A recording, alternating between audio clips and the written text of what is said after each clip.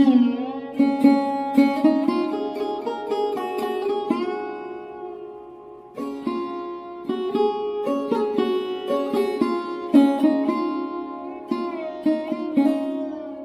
রাধে, সবাই কেমন আছো?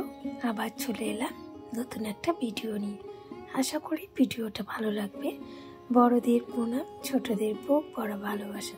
মিঠাই ব্লগে স্বাগত জানিয়ে আজকে ব্লগটা শুরু করছি।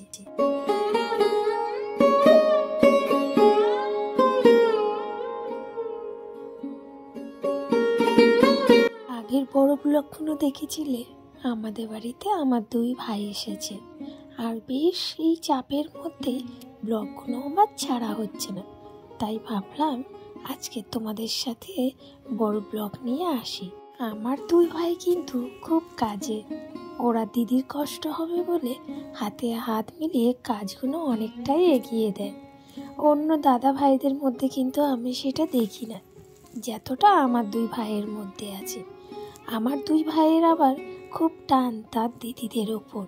দিদিদের কষ্ট হচ্ছে বলে সকাল থেকে হাতে হাত লাগিয়ে কাজ করে কাজটাকে এগিয়ে দিচ্ছে।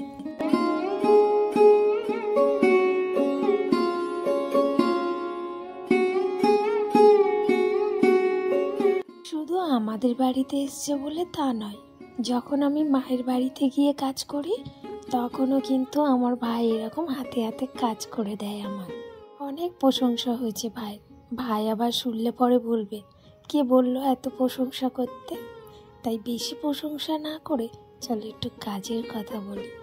এদিকে ফ্রিজে দুধ আনা ছিল, সেই দুধটাকেই এখন আমি ছানা করার জন্য গরম বসিয়ে দেবো। আর ফ্রিজে না বেশ দুধ জমে গেছে, এদিক ওদিক বাইরে খাওয়া হচ্ছে, সেই জন্য আর বাড়িতে খুব একটা রান্না বান্না হয় না। তাই ভাবলাম আজকে 2 বোতল দুধ একসঙ্গে ছানা করে দিই, সকালবেলা টিফিন খেয়ে নেবে।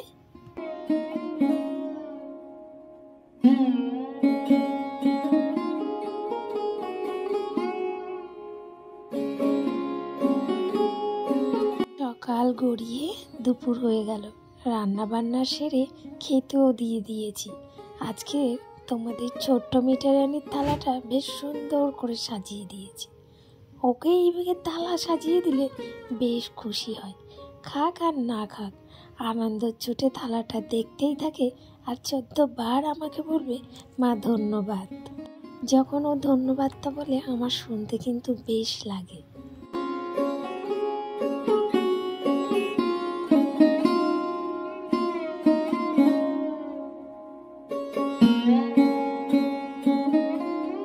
ব্যাস দুপুর গড়িয়ে এখন বিকেল হয়ে গেল।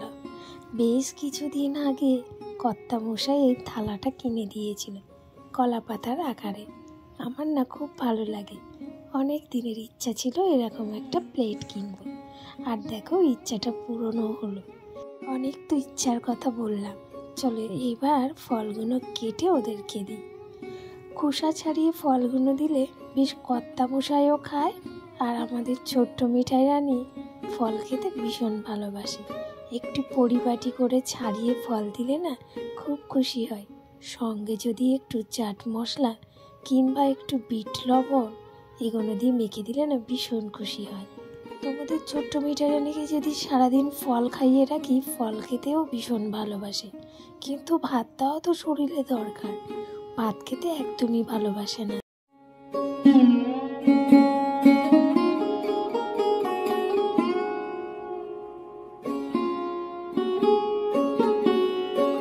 ফল কাটতে কাটতে না সেই ছোটোবেলার কথাটা মনে পড়ে গেল। ছোটোবেলায় কিন্তু আমরা ফলের কী স্বাদ বুঝতাম না। আমার ছোটো বোন একটু খেতে ভালোবাসতো। কারোর হাতে কোনো খাবার দাবার থাকলে সে কিন্তু ছিনিয়ে কেড়ে নিত। আর তখন তার মা আমাকে খুব বকা দিত, খুব বাজে বাজে কথাও বলতো। আর আমি ভাই বোনকে নিয়ে কাঁদতে কাঁদতে বাড়ি চলে আসতাম। এখন এত ফল কিন্তু খেতে ইচ্ছা করে না, কিন্তু সেই ছোটোবেলার কথাটা মনে পড়ে যায়।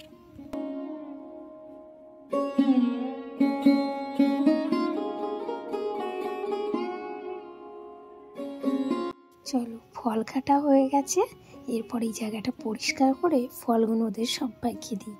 ওই যে প্রথমেই বললাম তোমাদের ছোট্ট মিঠাই রানী ফল খেতে ভীষণ ভালোবাসে, আর আম তো ওর ভীষণ প্রিয়। এখন অবশ্য আমের খুব একটা সিজন নয়, কিন্তু ও আম কিন্তু রোজই চায়। কিন্তু আম তো সব দিন দেওয়া সম্ভব নয়, কারণ পাওয়াই যায় না আমটা। আর আমার ভাইরা যখন এসেছিল তখন কিন্তু একটু একটু গরম ছিল।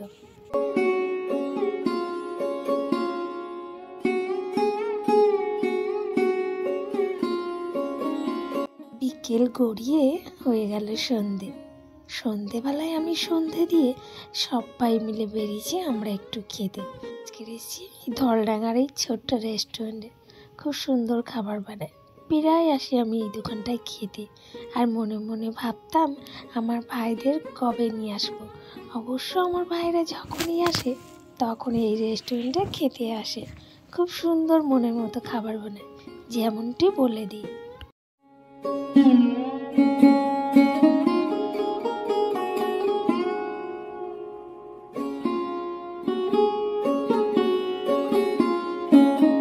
সবার প্রথমে এসেই চিকেনের 1 প্লেট ললিপপ অর্ডার করেছিল।